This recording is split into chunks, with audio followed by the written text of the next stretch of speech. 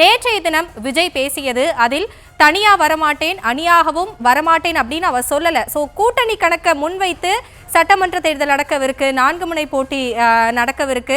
பல கட்சிகளும் தங்களுடைய தேர்தல் பணிகளை தொடங்கிவிட்டார்கள். அப்ப தாவேகாவும் கூட்டணி கணக்கை தொடங்கிவிட்டதா என்ற கேள்வி எழுகிறது. அப்படி எழும்போது அதுல எந்தெந்த கட்சிகள் சேர வாய்ப்பு இருக்கிறது அப்படின்ற கேள்வியும் எழுது உங்களிடம். முதலில் ஹாசினி வணக்கம். தமிழ்நாட்டில் அரசியல் தேர்தல் களம் சூடுபிடித்திருக்கக்கூடிய நிலையில் திமுக ஒருபுறம் தங்களுடைய கூட்டணியை உறுதி செய்திருக்கிறார்கள். அதிமுகவும் தங்களுடைய கூட்டணியை உறுதி செய்வதற்காக தொடர்ந்து தீவிர முயற்சிகளை மேற்கொண்டு வருகிறார்கள்.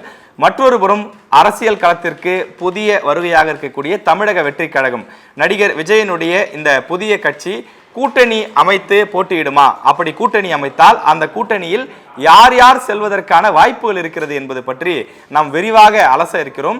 திமுக கூட்டணியை பொறுத்தவரையில் அங்கே இருக்கக்கூடிய கட்சிகள் வெளியில் வருவார்கள். அதாவது விடுதலை சிறுத்தைகள், கம்யூனிஸ்ட் கட்சிகள் அவர்கள் வரமாட்டார்கள் என்பதுதான் வெளிப்படையாக தெரிந்த விஷயமாக இருக்கிறது.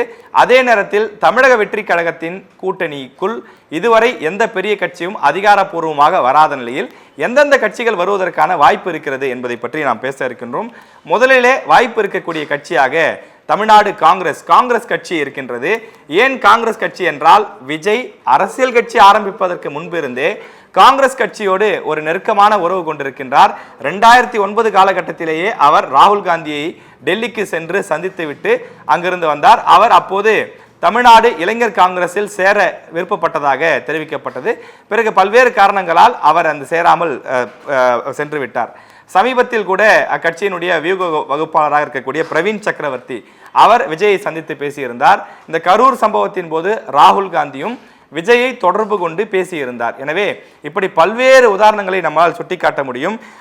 காங்கிரஸ் கட்சி தமிழக வெற்றி கழகத்துடன் கூட்டணி சேருவதற்கான வாய்ப்பு என்பது பிரகாசமாக இருக்கிறது. அவர்கள் என்னதான் திமுக கூட்டணியிலே தற்போது இருந்தாலும் கூட அந்த கட்சியின் கூட்டணி பேசுவதற்காக அமைக்கப்பட்ட அந்த ஐவர் குழு, அதன் தலைவராக இருக்கக்கூடியவர் கிரிஷ் ஜோடங்கர், அவர் சமீபத்தில் பேசியிருக்கிறார். எங்களுக்கு கூட்டணி ஆட்சி வேண்டும், அதாவது ஆட்சி அதிகாரத்திலே எங்களுக்கு பங்கு வேண்டும்.